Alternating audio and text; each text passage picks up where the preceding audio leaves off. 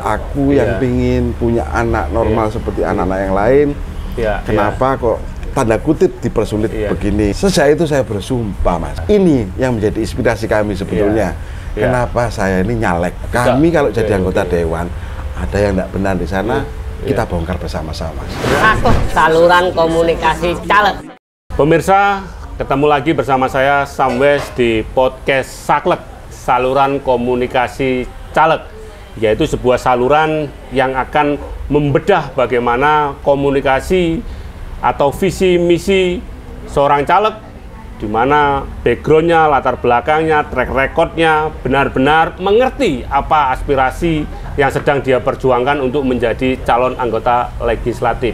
Sekarang kita akan kehadiran tamu yang istimewa, yaitu Mas Robertus Dharma Surya. Oke, selamat siang Mas Robert. Selamat siang, Sam. Siap. Sebelumnya saya kenalkan pemirsa, Mas Robert ini saya kenal sebagai seorang aktivis sosial, di mana kepeduliannya terhadap bayi-bayi yang terlahir dalam kondisi kurang beruntung. Misal seperti bayi yang terlahir tidak punya dubur, atau tidak punya anus, atau bayi dengan hidrosepalus dan sebagainya. Mas Robert ini adalah aktivisnya. Dia sudah melanglang buana, malang melintang se-Indonesia. Kita akan dengarkan bagaimana kisahnya dan bagaimana kemudian hingga dia terinspirasi untuk terjun memperjuangkan nilai-nilai yang diyakininya dalam bidang politik. Oke, kita tanya dulu, Mas Robert, perjuangan untuk membela hak-hak bayi yang kurang beruntung ini luar biasa. Latar belakangnya apa, Mas Robert? Jadi kami ini mengapa berjuang untuk itu? Karena mengalami secara pribadi. Mengalami secara pribadi? Secara pribadi. Jadi ketika anak saya, anak kedua lahir. Putranya? Putra saya. Putra Mas Robert sendiri? Iya, ya sekarang sudah kelas 3 SMP ya. Lahir dalam kondisi tidak punya dubur. Di tahun 2007 bulan Desember. Ketika itu kami ada kemampuan untuk operasi tahap pertama.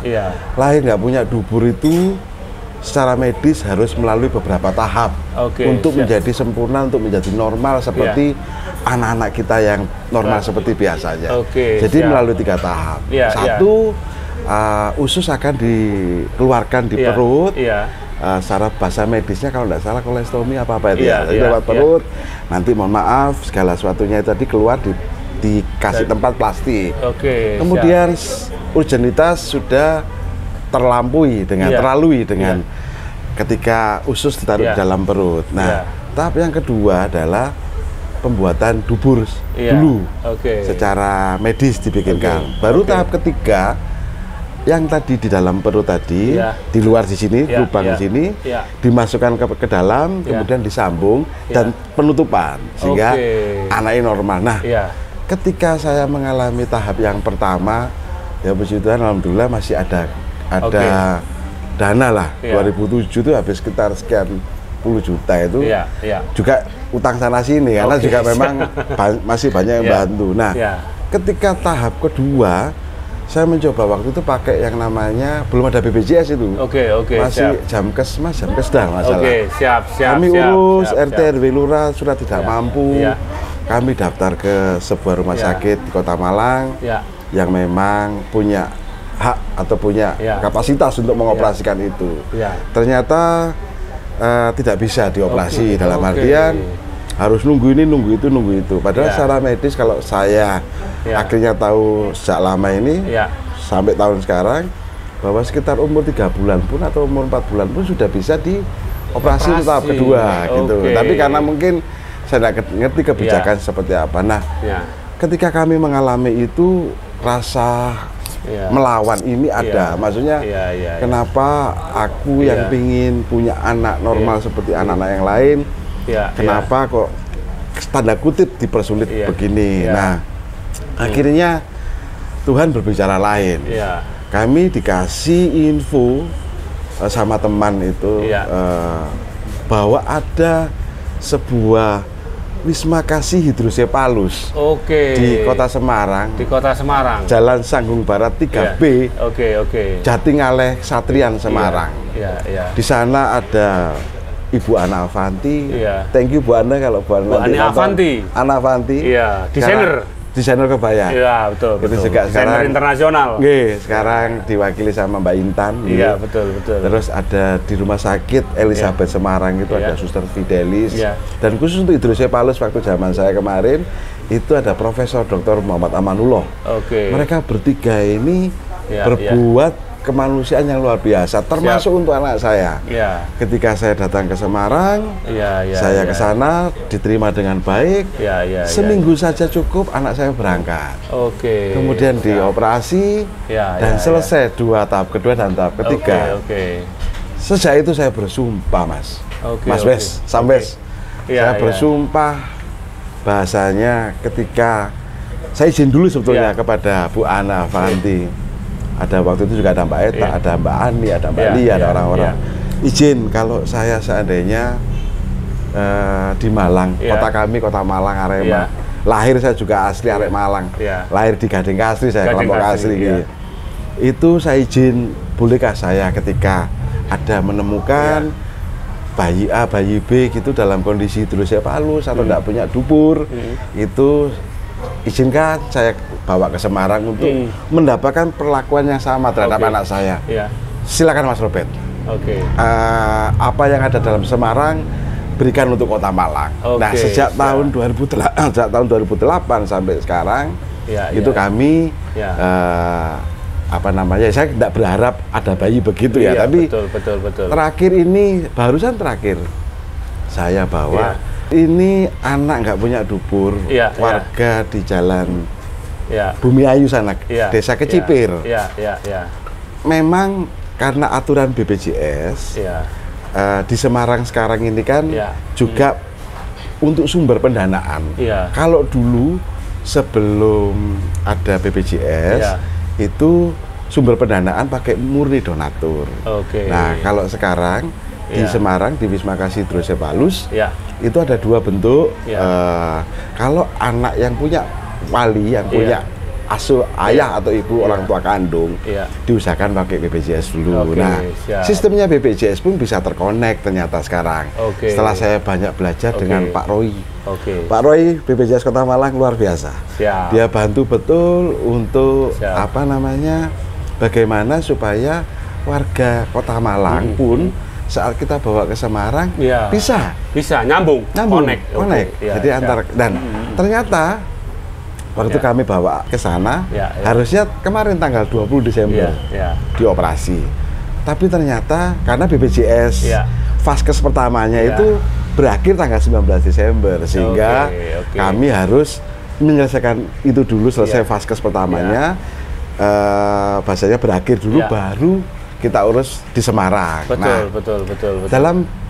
Dalam kami berangkat awal Desember itu sambil menunggu tanggal 20 Desember, ternyata teman-teman kontak Bapak Emil Dadak. Pak Emil keren, Pak Emil. Teman-teman kemarin Mas Rosi saya sebut nama aja kemarin teman-teman dari Peduli itu juga minta bantuan dioperasinya kok di Jawa Tengah. Arek Malang kok dioperasi di Jawa Tengah.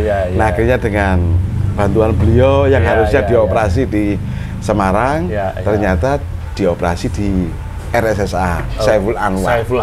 Dengan teleponnya seorang pejabat wakil gubernur Pak Emil Dadak, luar biasa. Ini yang menjadi inspirasi kami sebetulnya. Kenapa saya ini nyalek. Jadi kalaupun saya kepilih rentetan track record historisnya. Betul. Itu menginspirasi kami bahwa kami harus punya power sebetulnya. Salah satunya selain kami ada niat, kemauan. Ketika kami punya power, seorang anggota DPRD minimal banyak bisa membantu. Lebih masif dan lebih banyak. Karena kita jaringan juga mungkin luas. Pertemanan dengan pejabat-pejabat lain juga mungkin lebih bagus. Lebih bisa asal kita mau, Mas. Asal kita mau. Nah, makanya kalaupun saya terpilih di DPRD Kota Malang, saya pinginnya juga ada dalam Komisi D terkait Dinas Kesehatan dan Pendidikan. Sehingga nyambung apa yang menjadi selama ini saya 2008 sampai sekarang. Saya pernah dulu di Batu ketemu Bu Dewanti Rumpoko, nggak pernah. Kalau Bu Dewanti melihat podcast ini, jadi saya diundang beliau terkait anak Batu lah. Di Batu ada. rencana juga dibantu sama Semarang, kemudian sama Bu Dewanti sudah kami operasi di Kota Batu aja. Akhirnya anak itu dibantu juga di Batu. Jadi kami ingin Mas, Kota Malang ini juga punya hal yang dalam artian kenapa di Semarang bisa gitu loh, di Malang harusnya sama dong gitu kan maksudnya. Tapi saya lihat ketika saya bertemu dengan Pak Roy BPJS itu beliau luar biasa ngasih kami banyak masukan yang membuat kami bahwa banyak jalan di dalam birokrasi BPJS yang tanda kutip kita kadang-kadang kalau nggak tahu itu kan seolah-olah wah gimana gitu. Padahal setelah kami dapat pencerahan panjang lebar, tahu caranya begini-begini. Jadi itu Mas sampai yang saya ini getol dalam artian ingin maju di bersama PSI khususnya. Kebetulan PSI partainya anak muda yang bahasanya untuk hal begini kita tidak bisa bendung ya. Maksudnya keinginan kami idealisnya luar biasa.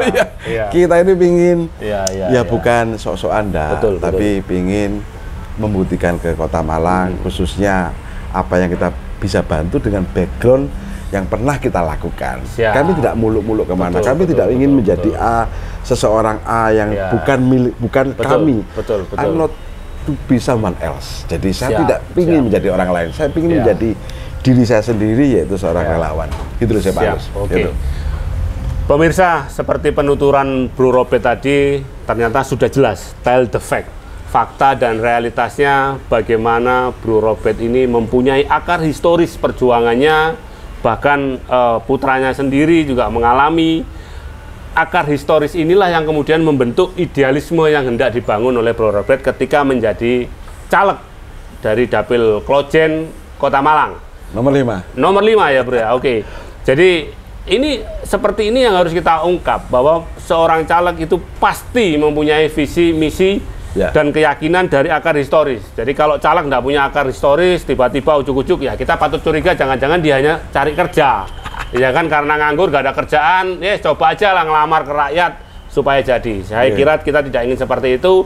Makanya melalui kanal podcast Saklek ini, saluran komunikasi caleg ini, mari kita bedah bagaimana seorang caleg itu mempunyai akar historis dari perjuangan dan prinsip-prinsip atau nilai-nilai yang hendak diperjuangkan untuk menuju idealisme yang hendak dia bangun. Oke, Bro, selain tadi akar historis sosial akar historis pergerakan sosial, saya lihat terus terang Bro Robert ini kayak nggak punya wajah untuk jadi politisi. Memang bukan politisi atau punya sejarah keluarganya sudah politisi, Bro? Gini, memang kalau dilihat wajah ini kan bukan orang Jawa, bukan orang Malang gitu ya. Tapi saya lahir di Enggak, maksud saya bukan wajah politisi, itu wajahnya kepolosan, jujur gitu loh. Kayak Jano Topenge gitu. Jadi gini, saya ini kan gini, asli arek Malang. Asli arek Malang. Kebetulan inspirasi politik saya lah. Kenapa saya dalam hidup harus menekankan kejujuran di nomor 1? Kami dalam keluarga pun juga ada namanya, kami takutnya cuma sama Tuhan. Ketika kami takut sama Tuhan, kami akan secara sendiri, secara sendiri otomatis itu kejujuran akan mendampingi kami. Nah, inspirasi politik jujur ini terinspirasi tidak jauh-jauh, Mas. Sampai tidak jauh-jauh. Kitabnya itu ada dalam keluarga saya. Jadi bapak saya ini. Oh, dari bapaknya. Berarti buah jatuh tak jauh dari pohonnya. Oke. Jokowi ke Gibran lah. Iya. Buah jatuh tak jatuh jauh dari pohonnya. Jadi bapak almarhum Karel Pandeneyan 3 periode di Kota Malang dari partai lama itu. Tahun 77 sampai 92. Oke. Kemudian ayah 92 mencalonkan ke DPR RI. Tapi waktu itu masih nomor urut, kurang 1 nomor, ayah tidak masuk dalam DPR RI. Oke. Tahun 92-97 setelah ayah pensiun, ibu coba masuk dengan hal yang sama. Di 92 ibu terpilih, Amalia Eleonora Nirigua. Atau banyak terkenal Tante Nora. Nah, papa dan mama ibu saya ini, ibu dan bapak saya ini mengajarkan betul, Mas. Oke. Kalau ada yang tahu yang namanya Pak Karel, pintu seorang politikus atau seorang anggota dewan yang saya lihat tiap hari, pintu rumah itu terbuka 24 jam. Nggak tahu ditutup. Nggak tahu tutup. Hidup kami ini di kelompok Kasri masuk gang. Masuk gang sempit yang hanya bisa dilewati satu orang. Padahal posisi Bapak saat itu juga ketua fraksi. Kami di dalam rumah di kelompok Kasri, di rumahnya Mbak Yuli, Mas Priyo, Bu Pratik almarhum, itu ada sumur di depan, kamar mandi di depan yang dipakai bersama-sama 5 warga. Lima kepala keluarga, 5 kakak lah. 5 kakak. Nah, itu jadi kita kalau isa-isa atau kora-kora, cuci pakaian dan aktivitas di luar, mandi juga di luar. Seorang anggota DPR karena apa yang Papa dan Ibu itu, Mama dan Papa bilang begini, DPR ini bukan untuk mengangkat seorang menjadi status sosialnya kuat, bukan untuk cari duit. Itu tambah melarat toh, Pak. Tambah melarat. Zaman dulu DPR tambah melarat. Tambah melarat. Jadi memang motivasi jadi anggota dewan itu apa dulu kan gitu. Kalau memang ngabdi, ya nggak apa-apa, Pak. Kalau melawan jadi anggota dewan, guyup sana sini terhadap hal yang tidak benar pun, yo aman, Mas. Aman. Benar. Main aman ya. Tapi kalau ngelawan kayak Bapak Ibu, saya ceritakan, saya buka di sini ya. Keluarga kami sering kesantet, Pak. Sampai segitunya ya. Tiba-tiba kaki bosok sendiri. Kami mengalami itu. Jadi karena tidak gampang hidup di dewan menjadi anggota DPR. Betul. Mungkin bagi mereka ini Papa dan Mama itu patut harus diselesaikan lah gitu karena mencoba melawan arus itu. Nah, ini yang resiko ini juga kami ambil, Pak. Kami nanti kalau jadi anggota anggota dewan atau menjadi anggota DPR, kami tidak akan ikut runtang-runtung seperti itu. Kami kalau jadi anggota dewan, ada yang tidak benar di sana, kita bongkar bersama-sama. Berani meskipun sendirian. Harus. Itu resiko tidak hanya di saya, mungkin keluarga, Pak. Tapi kami sudah pamit sama anakku, sama istriku. Anakku cilik lah, tapi saya ambil ini bahwa kalau jadi anggota dewan yang berani resikomu ada, nggak hanya cuman itu karena kami berat resikonya. Iya, kami melihatnya itu betul di depan kami sendiri lah, orang tua saya begitu kok. Ada patronnya lah ada contohnya, ada teladannya itu Bapak dan Ibunya Mas Robert. Itulah menjadi kami Sambes. Jadi nggak jauh, guru politik saya adalah kedua orang tua kami. Anak seorang Karel Pandenean mencoba bertarung 2024 ini dengan BSI untuk merubah Kota Malang. Dalam artian yang sudah baik, ayo kita teruskan, yang kurang, ayo kita rubah. Gitu aja mungkin. Itu sampai siap. Pemirsa, ini luar biasa sekali. Ini ibaratnya bal biliar putih wungkul gitu. Jadi secara isi Mas Robert itu benar-benar punya akar historis begitu ya. Dan akar historis ini ternyata diperkuat bapak dan ibunya, ayah dan mamanya Bro Robert ini adalah seorang politikus yang kemudian memang benar-benar pengabdian tadi. Yang rumahnya 24 jam tidak pernah ditutup. Ngontrak lagi. Itu luar biasa loh. Jadi zaman dulu anggota dewan pasti kita mikirnya kaya, tapi ayah dan ibunya Bro Robert ini malah tidak kaya gitu. Dan sekarang saya kira layak lah Bro Robert ini untuk memperjuangkan, karena itu tadi sudah punya isi, sudah punya tekad, dan sudah punya jiwanya gitu loh. Sudah punya istilahnya karakternya, gaya arek Malangan ono gitu loh. Siap Bro, saya doakan sukses. Salam Bro satu Robert, jiwa. salam satu jiwa Arema. Siap, jadi caleg DPR di Kota Malang, Dapil Klojen dari PSI. Nomor 5. Siap. Pemirsa, demikian tadi podcast Saklek, saluran komunikasi caleg bersama kita di Java 1. Jangan lupa subscribe. Kita akan buka-bukaan, kita akan blak-blakan, tell the fact. Kita nyatakan dengan fakta dan realita. Tidak ada kepura-puraan, tidak ada pencitraan di antara kita.